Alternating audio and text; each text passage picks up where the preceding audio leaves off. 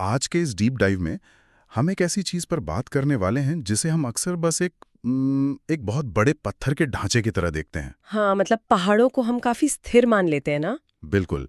लेकिन आज जो 15 स्लाइड का प्रेजेंटेशन डेटा हमारे पास है, वो पूरी तरह से इस सोच को बदल देता है। मतलब ये 2400 किलोमीटर लंबी जो बर्फ की दीवार है ना, जिसे हम हिमालय कहते हैं, ये सिर्फ पहाड़ नहीं है, बल्कि पूरे एशिया का एक तरह से नेचुरल रिमोट कंट्रोल है। एग्जैक्टली और ये पूरा डेटा साफ दिखाता है कि भारत, नेपाल, भूटान, चीन और पाकिस्तान, इन सभी देशों का वजूद इसी बर्फ के घर पर टिका है।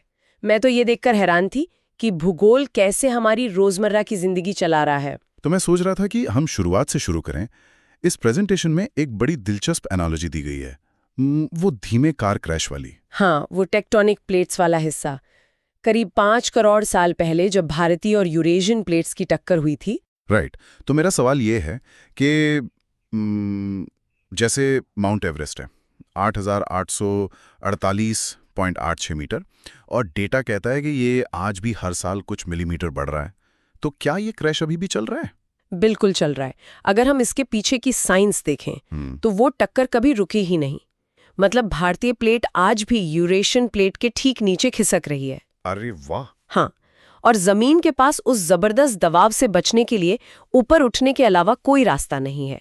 इसीलिए दुनिया की टॉप 100 सबसे ऊंची चोटियों में से ज्यादातर, जैसे कंचनजंगा, नंदा देवी और धौलागिरी, इसी क्षेत्र में पाई जाती है। क्या बात है। मतलब ये दीवार अभी भी बन रही है। अब आगे की स्लाइड्स में हिमालय की 3 श्रेणियां, हिमाद्री, हिमाचल और शिवालिक, को एक विशाल नेचुरल एसी और वाटर टैंक कहा गया है, जो कि बहुत ही सटीक तुलना है। एसी वाली बात तो मैं समझ गया कि भाई ये मध्य एशिया से आने वाली ठंडी हवाओं को रोकता है, लेकिन ये दावा कि ये पहाड़ पूरे इलाके के लिए बारिश बनाता है, मतलब कोई पहाड़ बारिश कैसे ला सकता है? देखिए, सुनने में थोड़ा अतिशयोक्ति लग सकता है, पर इसका मैकेनिज्म बहुत सिंपल है। जब समुद्र से नमी लेकर मॉनसूनी हवाएं आती हैं, तो ये विशाल दीवार उनके रास्ते में खड़ी हो जाती है। तो वो हवाएं से पार नहीं कर पाती। बिल्कुल नहीं। और फिर वो पहाड़ से टकराकर तेजी से ऊपर की तरफ उठने लगती हैं। जैसे जैसे वो ऊपर ठंडी हवा में पहुंचती हैं, वो नमी कंडेंस हो जाती है और फिर भारी बारिश के रूप में पूरे क्षेत्र पर बरस जाती है। अच्छा, अब समझा। टकराना, ऊपर उठना और बरसना, और यही पानी फिर सियाचिन और गंगोत्री जैसे बड़े ग्लेशियरों में जमा होता है। मैं यही समझाने वाली थी कि इन्हीं ग्लेशियरों से हमारी गंगा, यमुना और ब्रह्मपुत्र जैसी जीवनदायिनी नदियां निकलती हैं, जो कि हमारी कृषि और जीवन का आधार है। और सिर्फ इंसानी नहीं, स्लाइड्स में इस इलाके को यूनेस्को बायोडायवर्सिटी हॉटस्पॉट भी बताया गया है। बिल्कुल।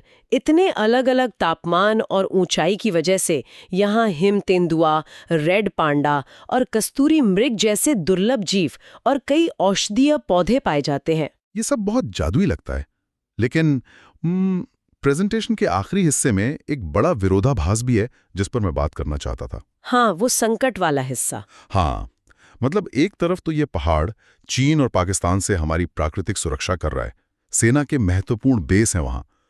दूसरी तरफ केदारनाथ और बद्रीनाथ जैसे स्थानों पर लाखों श्रद्धालुओं की आस्था है।